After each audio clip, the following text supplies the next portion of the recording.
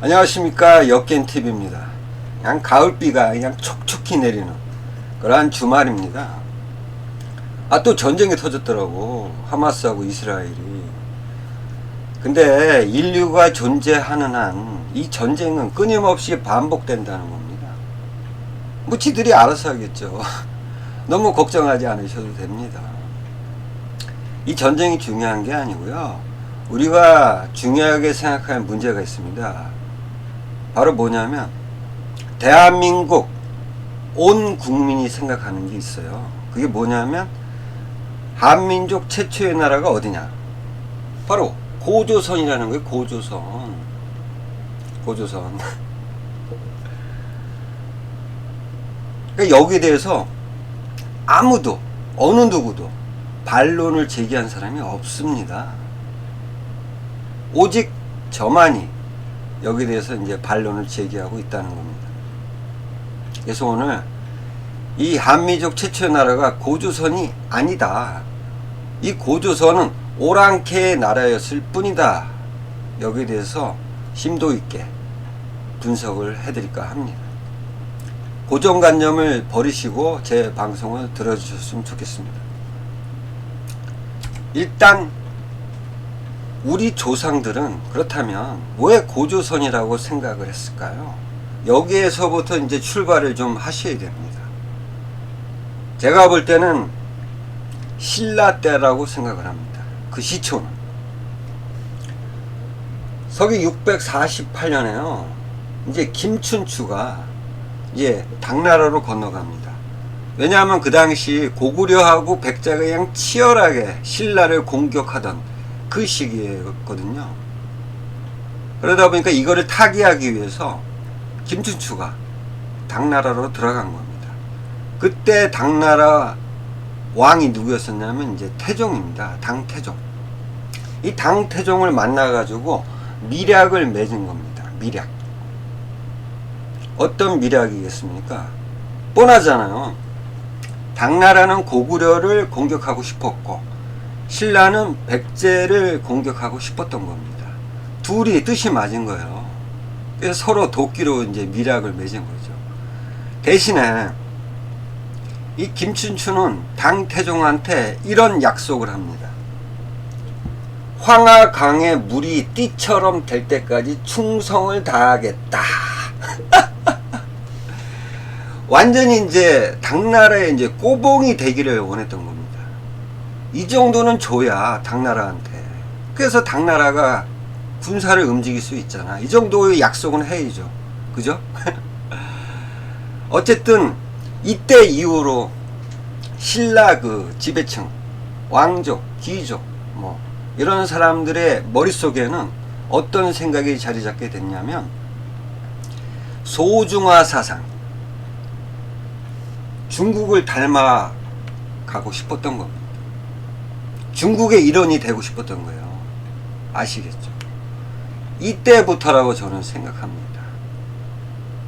그러니까 삼국사기 김유신 열전에 보면 이게 이제 드러나고 있습니다.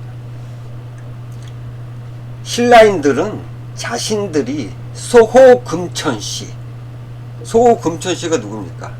황제헌원, 뭐 중국의 시조라고 하는 황제헌원의 아들이라고 생각합니다.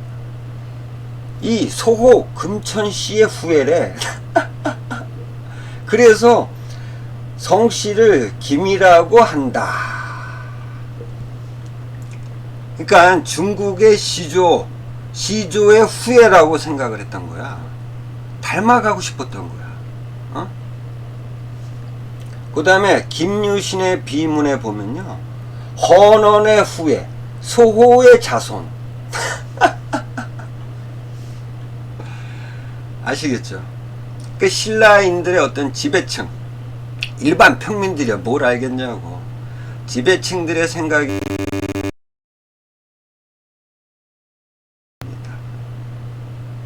아시겠죠? 여기서부터 이제 잘못돼 가기 시작한 겁니다. 우리 한민족의 역사가.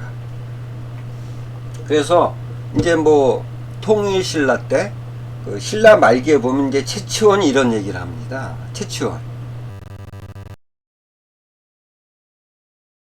평여왕 양이표에 보면요, 이런 얘기가 있습니다.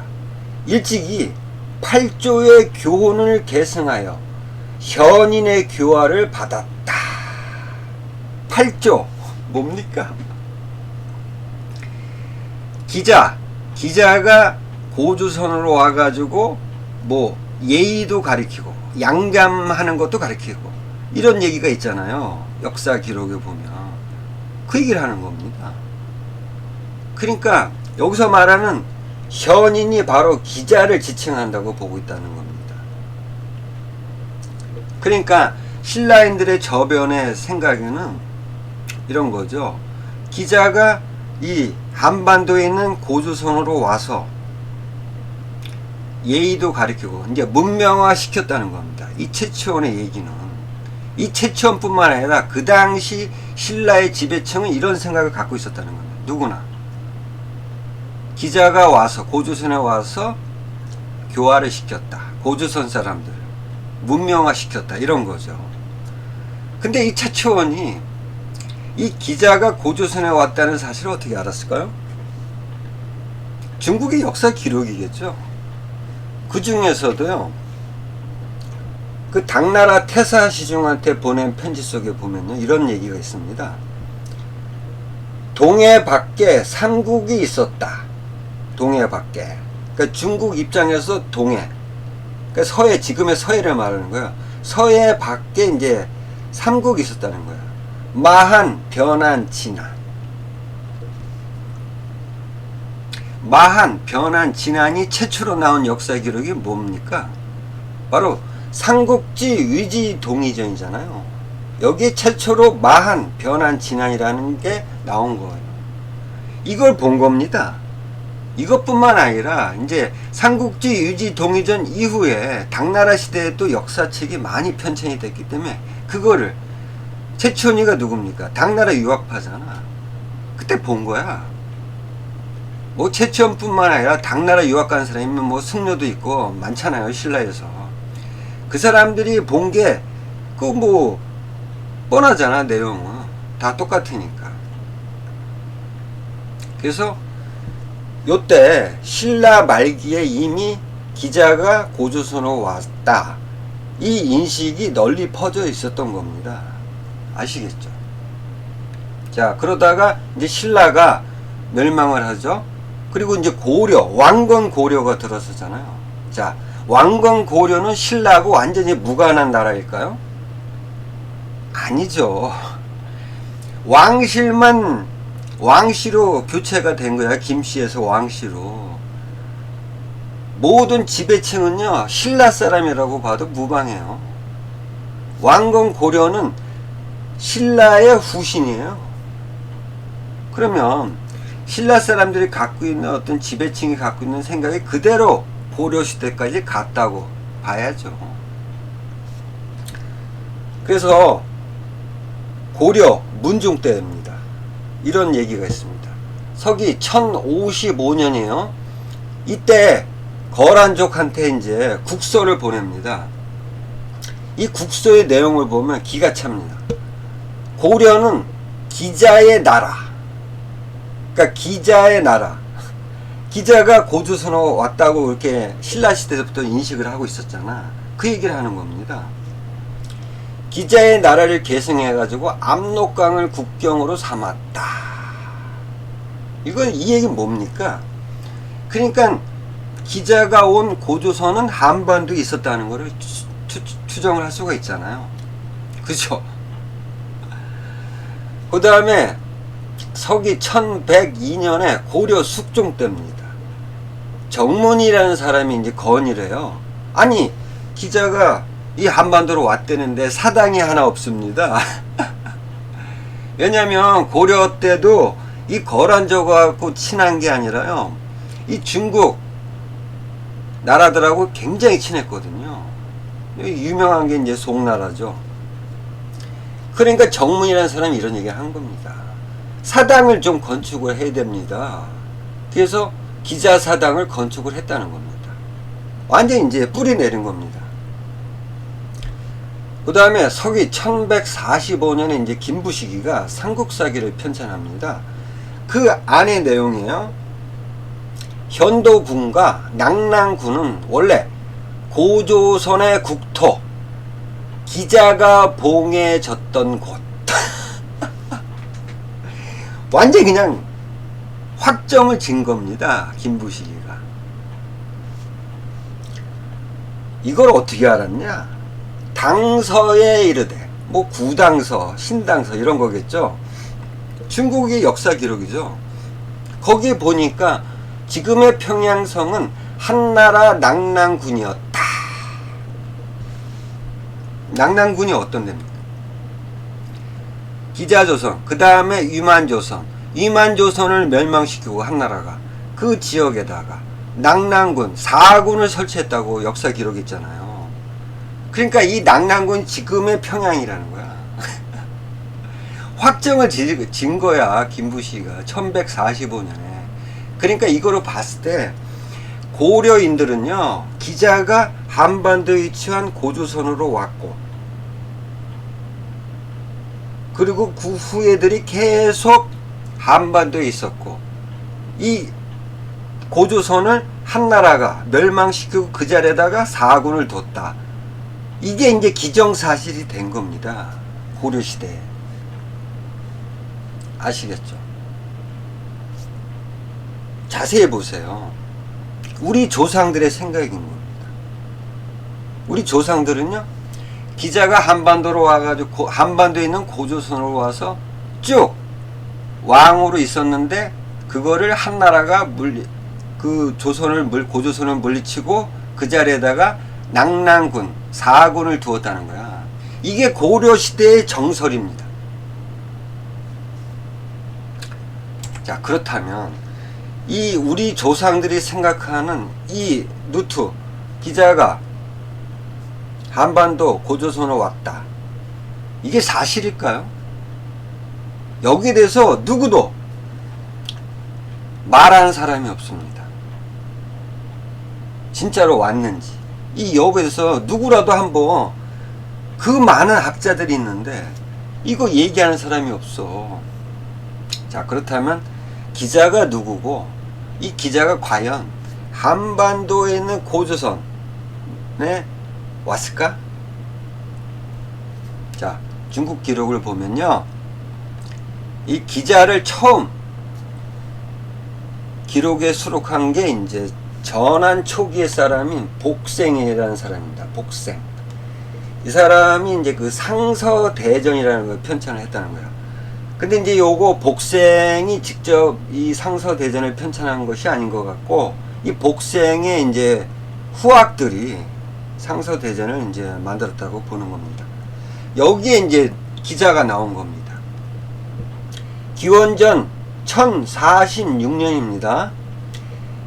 그러니까 주나라가 이제 그 지금의 그 낙양 서쪽에 있었던 나라이고, 그 당시 이제 그 은나라에 이제 복속된 어떤 그 제후국이죠, 주나라가.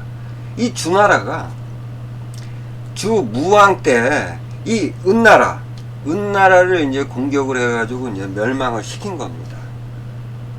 그래가지고 그 은나라 감옥에 갇혀 있었던 기자를 석방을 했다는 거야. 기자를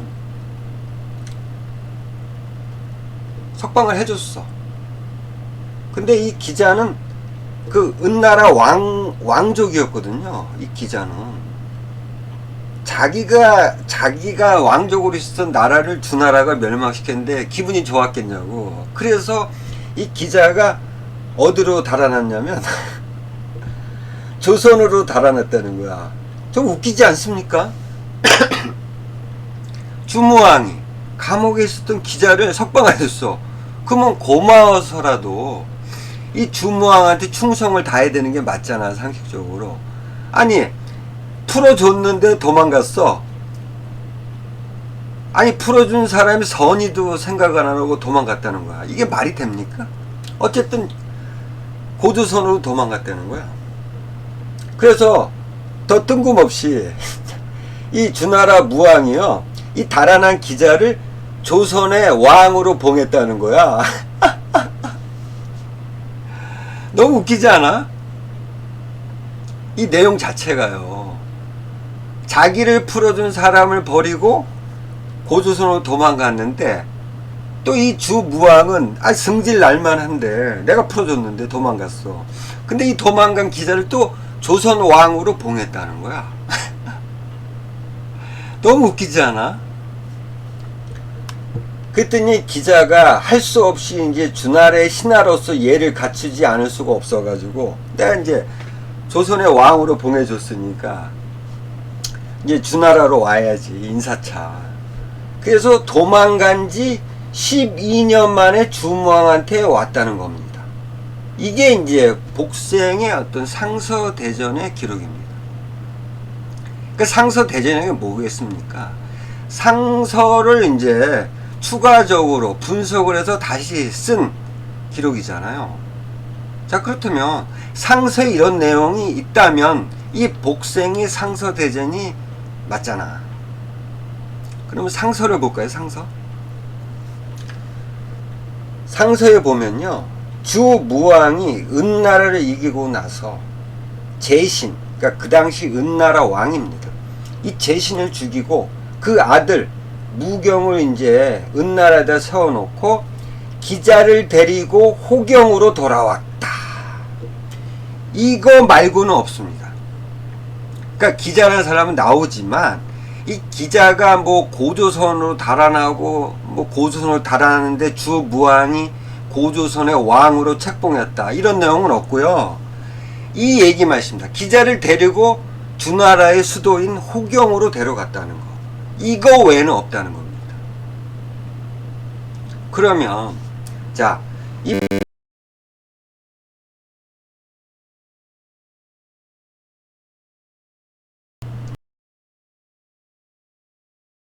가 없어. 그러면 어느 것이 맞는 겁니까? 상서가 맞는 거죠. 기자란 사람은 존재했지만 이 기자가 고조선으로 갔다거나 고조선에 간 기자를 주무왕이 왕으로 책봉했던 내용은 없었다는 거야. 그렇다면 뭡니까? 이 복생의 상서대전의 기록은 어느 정도 뻥이 가미가 됐다고 보는 겁니다. 자, 그리고 이 상서대전에서 이제 기자가 조선으로 고조선으로 달아나고 12년 만에 이제 주나라에 왔다고 했잖아요. 이것도 거짓말인 거야. 왜 그러냐면 사마천이 쓴 사기 주봉기에 보면요, 이런 내용이 있습니다. 주나라 무왕이 은주를 정벌한 후 2년, 은나라를 멸망시키고 2년 되는 해에 기자를 불렀다는 겁니다. 그래서 기자가 주나라에 옵니다. 그래가지고 홍범구주에 대해서 이제 물어본 겁니다. 2년 만에 왔어. 근데 상서대전에서는 고조선에서 주나라로 온 게 12년 만에 왔대잖아. 말이 안 되는 겁니다. 아시겠죠? 그러니까 상서의 내용, 그 다음에 이 사마천의 어떤 이 기록을 봤을 때 이 상서대전의 내용은 좀 뻥이 심하였다, 이렇게 볼 수가 있는 겁니다. 그리고요, 이 사마천의 그 사기 이전에도 여러 가지 이제 기록들이 있었습니다. 물론 상서도 있고 여러 가지가 있는데 기자라는 존재는 다 나와요. 근데 이 기자가 조선에 갔다거나 조선의 왕으로 책봉됐다는 내용은 없습니다. 아시겠죠? 오직 이 복생의 상서대전에만 있는 겁니다. 그러니까 이거 복생의 기록을 이제 사마천도 어쩔 수 없이 인용을 한 거겠지. 그렇기 때문에 이 사마천도 기자가 조선에 봉해졌다, 이 내용은 기술하고 있습니다. 근데 이 사마천이 이 복생의 기록을 전부 다 인용을 했냐? 그렇지 않다는 겁니다. 사실적인 내용도 기록을 했다는 겁니다. 사기 태사공 자서에 딱 나옵니다. 그러니까 이 기자의 행보에 대해서 나온 거예요. 그러니까 그 주무왕의 아들인 주 이제 성왕이 이제 왕이 됐을 때, 그때 이제 그 반란이 일어납니다. 그래서 그 반란을 진압한 후에 미자계라는 사람, 그러니까 이제 그 은나라 왕자입니다. 이 미자계를 송나라를 만들어주고 그 나라의 왕으로 책봉을 합니다. 송나라. 이때 이제 송나라가 건국을 한 거거든요. 근데 놀라운 기록이 나옵니다. 그 뒤에 이 미자계가 송나라의 왕이 된 이후에 기자를 태사로 삼아서 이 능이 나옵니다. 그러니까 기자를 태사로, 송나라의 태사, 거의 국무총리급이죠. 태사로 삼은 겁니다. 그리고 이 기자에 대한 기록은 어떻게 죽었는지, 어디서 죽었는지 없습니다. 자, 이것으로 봤을 때 이 기자는 누가 봐도, 상식적으로 봐도 송나라에서 죽었다, 이렇게 볼 수 있는 겁니다. 아시겠죠? 그러니까 이런 내용들을 쭉 보면은 이 기자는 고조선으로 간 적이 한 번도 없었다는 겁니다. 그러니까 은나라에 머물다가 송나라가 건국하자 송나라로 간 겁니다. 그리고 거기서 최후를 맞이한 거예요. 그러니까 이 은나라 영역에서 이 기자는 한 발짝도 움직였던 사람이 아닌 겁니다, 여러분. 기자가 고조선에 간 적이 없다는 겁니다, 여러분. 이걸 좀 생각을 하셔야 됩니다. 자, 그러면 이 고조선이라는 그 나라는 존재를 하고 있었단 말이죠. 특히 이 고조선에 대해서 정확하게 이제 기술한 것은 이제 사마천의 사기입니다. 사마천의 사기에 연대순으로 한번 우리가 살펴볼 필요가 있잖아. 이것을 알아야만 고조선이 어디 붙어서 있었던 나라인지 알 수가 있는 거죠. 자, 일단 최초의 기록은요, 기원전 472년경입니다. 이때 조양자가 이제 조나라죠, 조나라. 이 조나라의 왕인 조양자가 이제 구주산을 넘어가가지고 대지역을 공격을 했다는 거야. 그래서 그 땅을 병합을 했다는 겁니다. 이 지도에 잠깐 보시죠. 이 상곡이라는 요거 표시된데, 요 서남 쪽에 요 대동시가 있잖아요. 요 대동시 이남, 요쪽이 대지역이에요, 대지역. 여기를 병합을 한 겁니다. 아시겠죠? 그리고 나서 이런 얘기를 합니다. 여기를 병합한 이후에 호, 맥까지 이르렀다. 호, 맥. 자, 이 대동시 북쪽, 서쪽은 누가 있었습니까? 흉노족이 있었잖아요. 그러면 호라는 어떤 종족하고 맥이라는 종족은 어디 있었을까? 바로 동쪽에 있었다는 겁니다. 아시겠죠? 이때 맥족이 나온 거예요, 맥족. 여기 호는 뭘까요? 나중에 말씀드리겠지만 이 호는 동호족을 말하는 겁니다. 아시겠죠?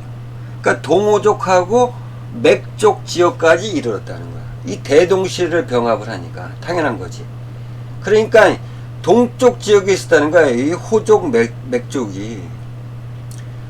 그 다음에 더 정확하게 나오는 게 이제 조선의, 고조선에 대해서 정확히 나온 거는 기원전 334년입니다. 소진열전에 나온 겁니다. 연나라의 동쪽엔 누가 있었냐?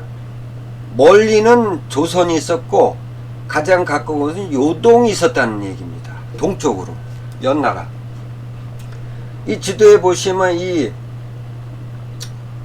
영정아 이남에 연나라가 있었다고 제가 몇 번에 대해서 방송을 했으니까 일단 연나라 위치는 그거를 참고를 하시고요. 이 영정아 이남에 있는 게 연나라야. 이 연나라의 동쪽에 멀리 있는 게 조선이고, 고조선이고, 가까이 있는 게 요동이라는 지역이라는 거야. 그러면 영정아 동쪽으로 여기가 요동이었고 그 이어서 조선이 있었다는 겁니다. 아시겠죠? 이걸 주목하셔야 됩니다. 자, 그 다음에 기원전 307년입니다. 중상국은 조나라의 뱃속 한가운데 있고 북으로는 연나라, 동으로는 호나라가 있다. 자, 지도를 보세요. 자, 이 연나라가 있고 이 조나라가 대동시에부터 이렇게 남쪽으로 있는데 이 연나라하고 조나라 사이에 한 이 정도의 중상국이라는 나라가 있었습니다. 중상국, 이 정도예요. 여기에 북쪽으로 당연히 연나라가 있죠. 그죠? 그 다음에 이 연나라의 동쪽으로 호나라가 있다는 거, 호. 동호족을 말하는 겁니다. 자, 그러면 기원전 334년에 멀리 연나라 동쪽으로 조선하고 요동이 있었다 그러잖아. 근데 조선은 나와 있고 요동이라는 거는 나라가 아니라 이제 지역명이잖아, 지역명. 그럼 요동 지역에 어느 종족이 있었을까? 그게 바로 이제 동호족이 있었다고 딱 나오는 겁니다. 아시겠죠? 자, 그럼 다시 한번 지도를 보세요. 이 영정화 이남에 있었던 연나라 동쪽으로 요동 지역이 있었는데 이 요동 지역에 누가 있었냐? 동호족이 있었고 이 동호족에 인접해서 동쪽으로 고조선이 있었다는 겁니다. 아시겠죠? 자, 그래서 이 연나라 동쪽에 인접해서 있었던 이 요동 지역에 있었던 동호족을 이 연나라가 이제 공격을 합니다.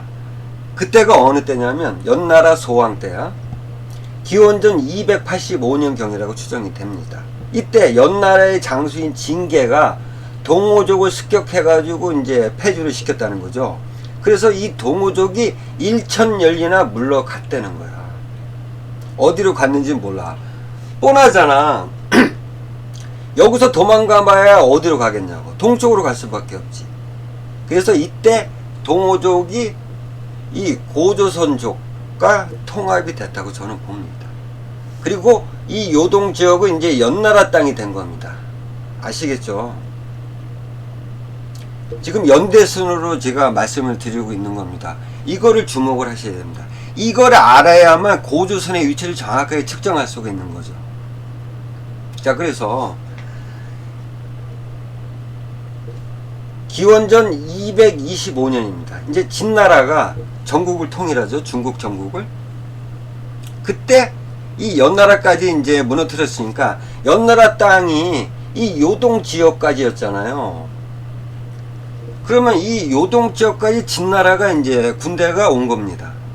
그때 얘기를 하는 거예요. 진나라가 바다에 이르러 조선에 닿았다는 거야. 자, 연나라가 이 요동 지역까지 장악을 했는데 이거를 진나라가 무너뜨리고 바다에 이르렀다 그랬어.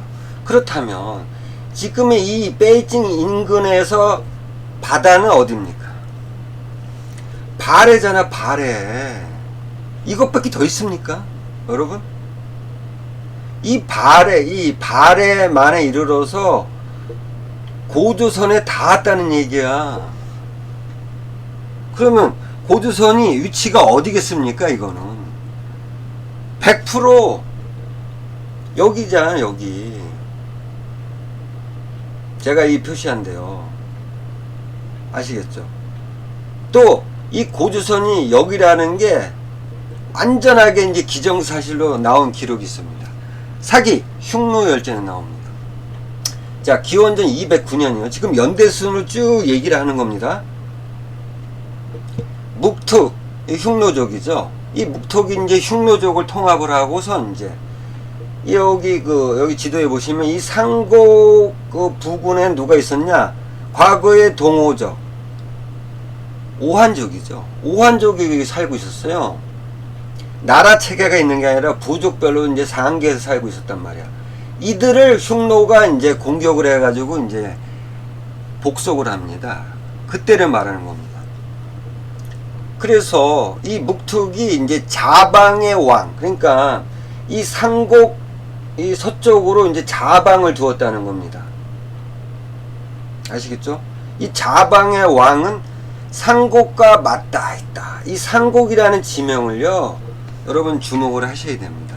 이 상곡이라는 지명은 기록에 계속 나오고 있다는 겁니다. 그러니까 바뀌질 않고, 그리고 위치도 여기라는 게 분명하다는 겁니다. 상곡은 여기입니다.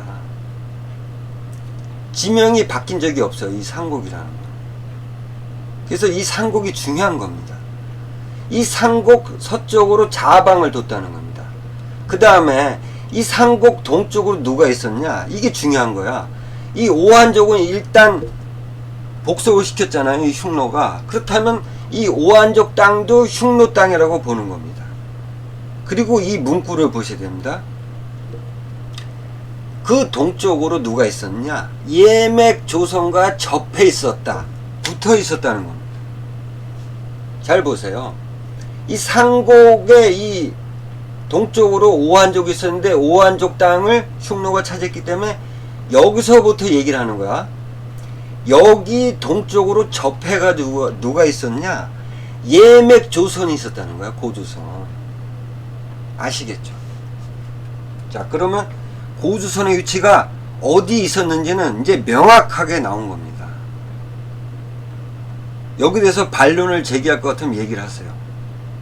제가 지금 연대순으로 쭉 고조선의 위치를 따라간 겁니다.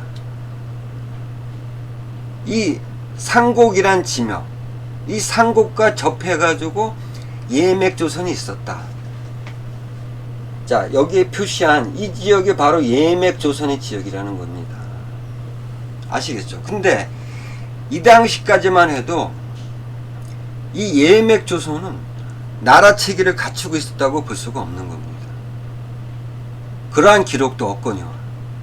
그러니까 부족 단위로, 이 오한족처럼 부족 단위로 상계에 살던 겁니다. 살았던 거예요. 그러다가 여기에 위만이란 사람, 뭐 위만이란 사람은 없었어요. 그냥 사기에는, 사마천이 쓴 사기에는 그냥 만으로 나옵니다. 외자예요, 외자. 만이에요. 나중에 사람들이 이제 거기다가 이제 붙여가지고 위자를 붙여가지고 위만이라고 한 거죠. 어쨌든 간에 이 위만이 연나라 사람이었다는 겁니다. 이 연나라 사람이 위만이 이 고조선의 왕이 됩니다. 기원전 195년도예요. 그러니까 이때 이제 진나라가 멸망하고 한나라가 들어선 때이죠. 그러니까 한나라가 여기까지 차지를 하고 있었던 상황이에요. 이때 위만이 왕이 된 거야. 진번가, 그러니까 이제 여러 부족 중에 하나이죠. 그러니까 고조선의 여러 부족 중에 하나인 진번, 그 다음에 고조선의 만이들, 그러니까 여러 부족이 있었다는 거야. 이 조선에도. 그 다음에 연나라, 중국인들이죠. 제나라, 이 중국인들의 어떤 망명자들을 복속을 시켜서 그들의 왕이 됐다는 겁니다. 그래서 수도를 왕엄에 뒀다는 겁니다. 왕엄. 그래서 제가 볼 때 지도에 잠깐 보시면 여기까지 이제 그 나나를 중심으로 해서 나나 서쪽은 이제 한나라가 장악을 한 거고, 이 나나 동쪽으로 이제 그 이 고조선 족돌이 있었는데 이들을 통합을 한 게 위만이었고, 이 위만이 이들의 왕이 된 겁니다. 그리고 왕엄성은요, 이 나나하고 인접한 동쪽 한 이 정도의 왕엄이 있었다고 저는 봅니다. 이 여기가 왜 왕엄인지는 제가 이제 방송을 했으니까 그걸 참고를 하시고요. 어쨌든 이렇게 해서 이제 이 고조선의 나라, 가 최초로 건국이 된 겁니다. 누구에 의해서? 중국인들에 의해서 건국이 된 거야. 이때 나라가 된 겁니다. 나라 체계를 갖춘 거야. 고조선은요. 아시겠죠? 기원전 195년도에 고조선이라는 게 이제 나라 체계를 갖춘 거야. 이거를 여러분들 생각을 안 하시더라고. 근데 둘 사이, 그러니까 한나라가 이 나나 서쪽에 있었고 나나 동쪽으로 이제 고조선이 건국이 됐잖아. 근데 둘 사이는 처음에는 뭐 그럭저럭 좋게 지냈단 말이죠. 근데 어느 시점에서 이제 둘이 사이가 나빠지면서 이제 한나라가 이 위만조선을 공격을 한 겁니다. 그래서 멸망을 시키고, 그때가 이제 기원전 108년입니다. 이때 이제 위만조선이 멸망을 한 겁니다. 그래서 그곳에다가 이제 한나라가 사군을 설치를 한 겁니다. 당연한 거죠. 접수를 했으면 그곳에 이제 뭐 통치 기구를 이제 만드는 것이 당연한 거잖아요. 그러니까 사군은 여러분 잘 아시죠? 진번, 임돈, 낙랑군, 견도군 이렇게 이제 설치를 한 겁니다. 자, 근데 여기서 중요한 게 이제 여러분들이 아셔야 됩니다. 자, 기원전 고조선이 멸망한 게 기원전 108년입니다. 근데 사마천이 생존한 시기가 언제인지 아십니까? 기원전 104년입니다. 뭐 그 이후에 죽었지만 사기를 편찬한 게 기원전 104년이에요. 자, 그렇다면 이 사마천은 사기를 편찬하기 전에 이 고조선의 멸망을 직접 눈으로 본 사람이라는 거죠. 아시겠죠? 그러니까 이 말은 곧 뭡니까? 이 사마천은 이 고조선이 어디에 위치해 있는지 알고 있었던 사람이라는 거예요. 이거를 아무도 생각을 안 하더라고. 아시겠죠? 그 다음에 이 사마천의 뒤를 이어서 관찬서설을 편찬한 사람이 있습니다. 서기 75년경입니다. 뭐 사마천 이후에 한 100년 이후에 이 한서라는 걸 이제 편찬한 사람이 이제 방고입니다. 방고. 한서를 편찬합니다. 그러니까 한나라의 어떤 그런 역사 기록이죠. 이거를 편찬하면서 그 고조선에 대해서도 이제 기술을 합니다. 근데 그 내용을 볼 것 같으면 이 사마천의 어떤 조선 열전 이거를 그대로 따옵니다. 아시겠죠? 이게 왜 중요하냐면 방고도 이 사마천이 쓴 사기 조선 열전을 그대로 인용할 수밖에 없었던 사람입니다. 그게 진실이기 때문에. 그 사마천이 쓴 사기 조선 열전의 내용은 맞다는 겁니다. 그리고 이 사마천은 이 고조선이 어떻게 이제 건국이 됐고 이런 사실을 기술한 거잖아요. 그리고 그 위치도 뭐 정확하게라고는 할 수는 없지만 어쨌든 간에 이 연나라 동쪽에 붙어서 있었다라는 거를 봤을 때 고조선의 위치는요 여기라는 겁니다. 제가 여기 표시한데 여기 그러니까 대능아 이남 예? 고조선은요 여기 있었던 거야. 근데 이 고조선이 어떻게 한반도로 왔을까? 어? 그러니까 한서를 편찬한 이 방고 이후에 어떤 놈이 나타난 거야. 이 고조선을 그러니까 중국 땅에서 뛰어다가 한반도로 이식한 놈이 생긴 겁니다. 그게 누구냐면 진수라는 놈이에요. 진수. 이 진수라는 놈이 그 위진 남북조 시계 사람이거든요. 삼국지 위지 동의제라는 것을 편찬하면서 이때 고조선을 한반도로 이식을 한 겁니다. 그러니까 이 삼국지 위지 동의제이 편찬된 게 서기한 270년 경입니다. 얘가 뭐라 그랬냐? 옛날 기자가 조선으로 가서 팔조지결을 지어 가르쳤다. 이 내용은 이제 방고도 이렇게 씁니다. 한서지리지 낙랑군조에 뭐 방고가 진짜 썼는지 그 후학들이 썼는지는 모르겠어요. 어쨌든 이 내용을 방고가 쓴 거야. 응? 그거를 그대로 따온 겁니다. 그리고 여기다가 이 진수라는 놈이 덧붙입니다. 제가 앞서서 설명을 해드렸잖아. 기자는 고조선으로 온 적이 없습니다. 그죠?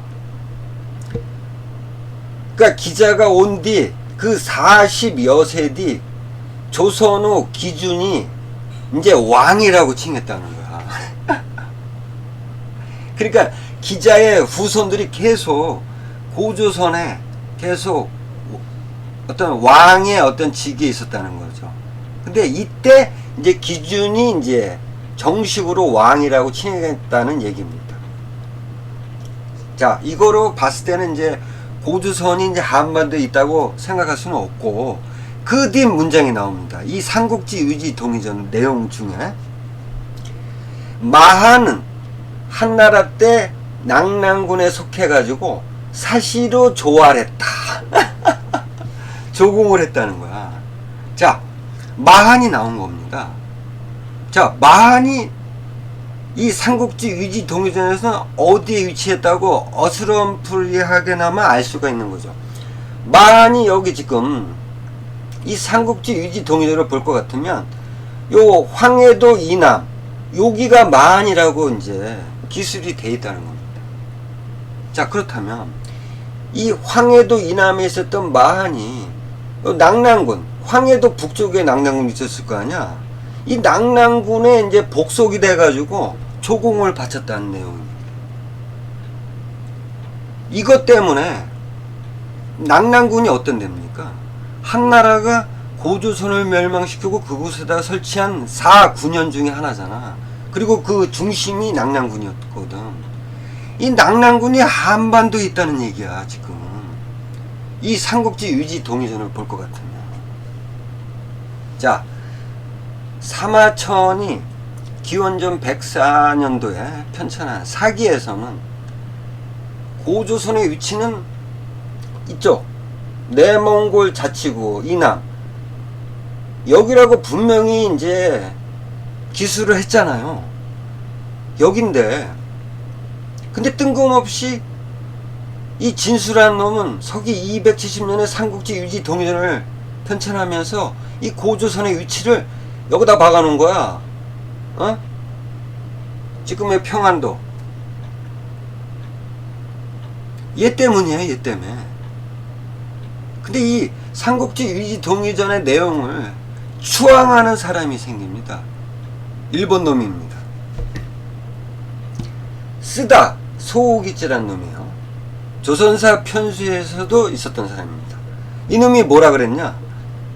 한반도에 관한 확실한 문헌은 뭐냐? 삼국지 의지 동의전의 한전, 그것에 인용된 위략. 이 위략이라는 건 이제 어한이라는 사람이 이 진수랑 비슷한 시기에 살았던 사람입니다. 이 어한이 자기 스스로 편찬한 겁니다. 정식의 어떤 관찬사서는 아니고 개인적인 역사서라고 볼 수가 있는 거죠. 이 위략이 최초라는 거야. 이게 확실하다는 거야. 이 쓰다 소기치라는 놈의 생각은. 그만큼 삼국지 의지 동의전의 내용을 이렇게 추앙한 놈이죠. 이 일본 놈들의 생각과 똑같은 생각을 가진 게 우리나라 강단사학입니다. 그래서 이 지도도요, 이게 이제 동북아 역사재단에서 만든 지도입니다. 여기에 낙랑군을 지금의 평안도에다 딱 고정을 했잖아요. 한국 강단사학이요. 이 강단사학이 가리킨 내용을 여러분들이 학습을 한 거잖아.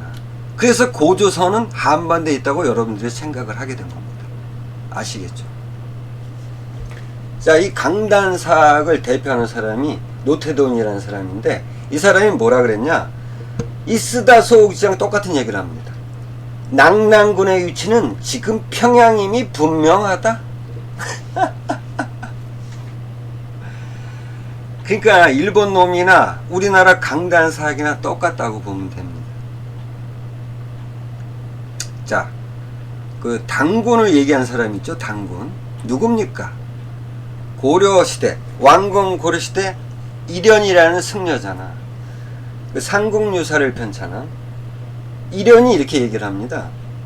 삼국유사에 주무왕이 왕에 오른 기묘년에 기자를 조선에 봉했다. 기자를 조선에 봉했다는 내용은 뭐 사마천이 쓴 사기, 그 이후에도 기자가 조선에 봉해졌다는 내용은 계속 나옵니다. 뭐 그래, 여기까지는 뭐 중국 기록을 봤다는 거야, 이련도. 그죠? 근데 여기다 갖다 하나 붙입니다. 당군을 붙인 거야, 당군. 이 기자가 한반도에 있는 고조선에 오니까 이 당군이 도망갑니다. 그래가지고 나중에 아사달로 다시 돌아와가지고 지금 기자가 꽉 잡고 있잖아, 이 고조선을. 그러니까 산신이 되었다는 거야. 나이가 1908세. 당군에 대해서는요, 물론 이련은 이제 뭐 신화적으로 이렇게 표현을 했는데 산신 정도로 뭐 그거 아니라는 거 제가 이제 방송에도 이제 했으니까 그거 참고하시고요. 어쨌든 간에 이런 허무맹랑한 얘기를 갖다 붙인 거야. 근데 이게 중요한 게 아니고요. 뭐 당군 이런 게 중요한 게 아니라 이 이련의 생각인 거야. 자, 보세요. 고조선의 위치에 대해서 하는 얘기입니다. 낙랑군이 곧 평양이라는 것이 마땅하다.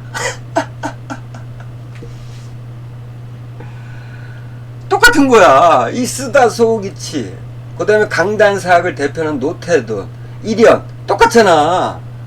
낙랑군의 위치는 지금의 대동강이라는 거야. 어? 자, 이렇게 해서 이 진수란 놈 이후에, 그러니까 위진 남북조 시대 이후로는 모든 사람들은 기자가 조선, 한반도에 있는 고조선을 갔고 그곳에서 왕으로 있었고 그 후손들이 계속 왕으로 지내다가 그곳을 이제 위만이 빼앗아 가지고 왕이 된 이후에 그 위만을 한나라가 멸망시키고 이 한반도에다가 사군을 설치했다. 이게 이제 확정이 된 겁니다. 이렇게 해서 이것을 똑바로 가리켜야 될 우리 강단사, 이 사람들이 이거를 그대로 여러분들이 가리킨 거고, 그래서 여러분들이 지금까지 그렇게 생각을 하고 있는 겁니다. 아시겠죠? 자, 근데 아무도 또 다른 그 중요한 내용인데 이거를 언급하지 않고 있습니다. 자, 그러니까 고조선의 위치가 한반도에 있으면 우리 민족이가 되는 거고, 그죠?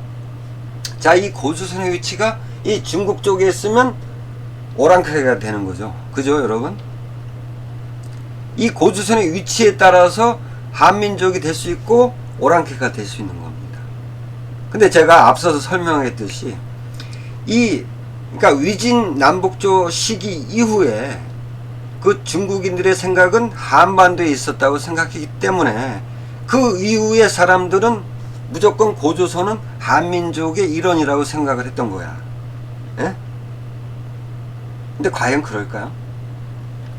자, 사마천이 쓴 사기 화식열전을 보자고요. 여기에 놀라운 기록이 있습니다. 이거는 이 국내 어느 학자도 이 얘기를 안 하려고 그래. 그 이유는 좀 이따 설명을 해드릴게요. 자, 여기에 어떤 내용이 있냐면, 연나라는 발해와 갈석강 사이에 있는 큰 고을인데 남쪽으로는 제나라, 조나라하고 통하고 있다. 그 다음에 동북쪽으로는 흉노와 경계를 접하고 있다. 그 다음에 가장 중요한 게 나옵니다. 상곡으로부터, 여기도 또 상곡이 나오죠. 앞전에 또 상곡이 나오잖아요. 자, 흉노족 묵특이 이제 그 오한족을 멸망시킬 때 자방을 뒀다 그랬잖아요. 여기도 상곡이 나오잖아. 상곡 여기잖아요. 여기가 또 나온 거야. 화식열전에. 이 상곡으로부터 요동에 이르는 곳은 아주 먼 곳이다. 그래서 백성들이 적고 자주 침략당한다. 오랑캐로부터 자주 침략을 당했다는 거예요. 자, 여기서 이제 종족별로 위치가 나옵니다. 자, 북쪽으로는 오한족과 부여가 있었다. 부여가 있었어. 근데 이 뒤로 더욱 놀라운 기록이 나온 거야. 자, 동쪽으로는 누가 있었냐? 예맥조선, 진번에서 이익을 독점하고 있다. 잘 보세요. 자, 기원전 209년에 이 묵툭 흉노족이 자방을 들 때 상곡이 나왔잖아요. 상곡 동쪽은 누가 있었다 그랬습니까? 예맥조선과 접해 있었다 그러잖아. 자, 예맥조선이 상곡 이 오한 지역하고 접해서 예맥조선이 있었어. 여기 있었던 거야. 자, 여기 북쪽으로 누가 있었냐? 부여. 그 다음에 동쪽으로는 예맥조선. 아시겠죠? 자, 상곡에 접해서 동쪽으로 예맥조선, 북쪽으로 부여. 아시겠죠?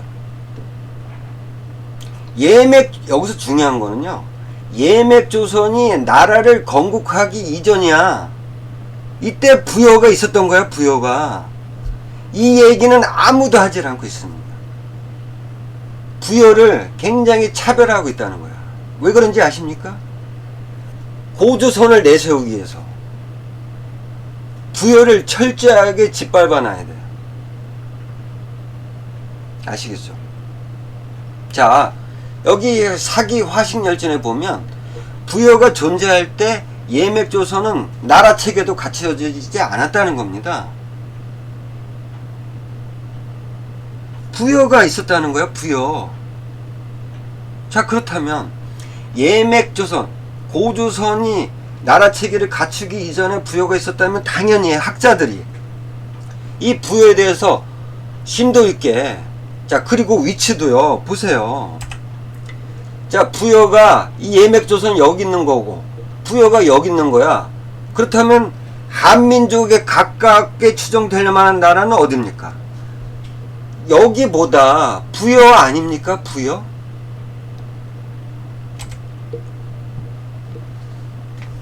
그죠? 그리고요, 이 삼국사기 초반에 어떻게 시작이 됩니까? 고구려가 시작될 때 고구려는 부여의 별종이다 이렇게 나오잖아. 그리고 부여의 해부르 왕, 여기서부터 이제 나오잖아요. 삼국사기에 부여부터 시작이 된 겁니다. 예? 그 다음에 광개토왕 비문에 따르면 거기서도 부여부터 시작이 됐다는 겁니다. 그 다음에 그 영계소문의 아들인 천남산 묘비명에도 부여부터 시작이 됐다는 거야. 동명왕. 전부 다 어렴풋이나마 우리 한민족의 그 먼 조상격인 부여, 여기서부터 시작이 됐다는 거야. 그러니까 이거로 봐서는요, 한민족의 출발은 부여로부터 시작됐다는 게 명확관여한다는 겁니다. 근데 우리가 지금 알고 있는 거는 저 중국 땅에 있는 오랑캐족이 세운 나라인 고조선, 이게 이제 한민족 최초의 나라라고 우리가 아직도 생각을 하고 있다는 거야. 여러분, 이 사람들 때문에 이 진수라는 놈, 그 들이어서 뭐 일본 놈, 그 다음에 강단사, 예? 그 다음에 우리 조상들, 신라로부터 고려시대까지, 뭐 조선은 두말할 거 없고요. 우리 조상들 모두가 이 부여를 배제하고 그 중국 기록을 인용해서 고조선을 우리 한민족의 출발점으로 생각을 했다는 겁니다. 여태까지. 아시겠죠? 이렇다는 겁니다. 그래서 제가 앞으로도 이 고조선 문제에 대해서는 계속해서 여러분들한테 얘기를 할 건데, 이제 고조선이 그 한민족의 어떤 출발이다 이렇게 생각할 게 아니고요, 고조선은 오랑캐의 나라였던 겁니다. 우리랑 아무런 상관이 없는 나라예요. 이거를 좀 깊이 있게 생각을 하셔야 됩니다, 여러분. 아시겠죠? 다음에 또 좋은 내용으로 찾아뵙도록 하겠습니다. 감사합니다.